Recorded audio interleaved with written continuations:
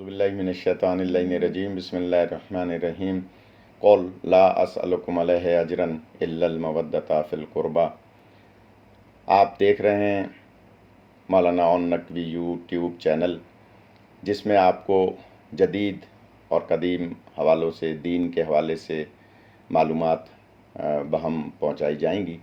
आपसे गुजारिश है कि मौलाना ओन नकवी यूट्यूब चैनल को सब्सक्राइब कीजिए ताकि हम आपसे ज़्यादा से ज़्यादा सास और बहू का रिश्ता जो है वो बाद में सास और बहू का बन जाता है। यहाँ एक बात और अर्ज़ करूँगा कि ज़्यादातर घर बिगाड़ने का जो ज़रिया बनती हैं वो ख़वातीन कि जो अपनी बच्चियों को बिहाने के बाद, शादी करने के बाद, वो अपनी बच्चियों के मामलात में, निजी मामलात में मुदाखलत करती हैं। मिसाल के तौर पे एक बेटी को बिहा दिया, अब रोज़ टेलीफोन पर, मोबाइल फ़ोन पर अपनी बेटी से उसके शौहर, उसकी निजी ज़िंदगी के मामलात और उसके सवालात, और उसके बाद उसको फिर कान भरना कि अगर तुम्हारा शौहर यूँ करे तो यूँ करो, और तुम्हारी सास यूँ करे तो यूँ करो, अगर तुम्हारा खुसर अब्बा ये कहें तो तुम ये कहो। तो उसके बाद क्या होता है कि मादरत के साथ, सारी माएँ ऐसी नहीं हैं, बहुत सारी ऐसी माएँ हैं जो अपनी बच्चियों को ये कहती हैं कि खबरदार, आज के बाद अपने शौहर की कोई बात मुझसे नहीं करना, सास की कोई बात मुझसे नहीं करना, अपने खुसर की, अपने देवर की कोई बात मुझसे नहीं करना, तुम्हें अब वहीं जीना है, वहीं मरना है, वहीं से तुम्हारी डोली उठेगी। लेकिन मादरत के साथ बहुत सारी माएँ ऐसी हैं जो अपनी बेटी को बिहाने के बाद अपनी बेटी का घर बिगाड़ती हैं और उसकी बात बात में मुदाखलत करती हैं, टेलीफोन पर उससे व्यूज़ लेती हैं, और फिर वो बच्ची क्योंकि वहाँ पली बड़ी होती है, माँ से ज़्यादा मानूस होती है, वो अपनी सारी बातें उसको बता देती है। इससे एक माशरा बिगड़ जाता है, घर बिगड़ जाता है। तो मैं गुजारिश करूँगा वो सास जो बेटी बना के लाई है उसको वाकई बेटी समझे, और जो माँ अपनी बेटी को रुखसत कर रही है वो उससे ये कह दे कि अब तुम्हारी डोली जहाँ से गई है वहीं से तुम्हारी मैयत उठेगी।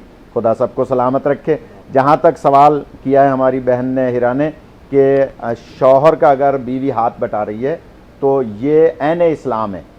अगर वो अपनी शौहर की ज़रूरियात को देख रही है कि ज़्यादा ज़रूरियात हैं, ज़्यादा अखराजात हैं, और वो पढ़ी लिखी बच्ची है और वो हिजाब में रहकर कहीं पर जॉब करती है, तो शरीयत उसको जॉब करने की जो है वो मना नहीं करती, उसमें कोई शरीयत जो है ना हाइल नहीं होती, हिजाब में रहकर। और देखें, जहाँ मैंने पहले अर्ज़ किया था कि बीवी अपने शौहर से खाना पकाने के गोया पैसे ले सकती है, दूध बच्चे को पिलाने के पैसे ले सकती है, वहाँ उसके ऊपर ज़िम्मेदारियाँ भी हैं कि उसके सर का एक बाल शौहर के अलावा कोई और देख नहीं सकता। एक बाल देखने का मतलब है कि वो गोया उसको बेपर्दगी हो जाती है। इसी तरह से देवर से पर्दा ज़रूरी है। अगर वो देवर के सामने वैसे आ रही है जैसे शौहर के सामने आती है, हराम है। इसी तरह से बहुत सारी सख्त बातें हैं, नामहरम से बग़ैर शौहर की इजाज़त से 7 जुमलों से ज़्यादा कलाम नहीं कर सकती।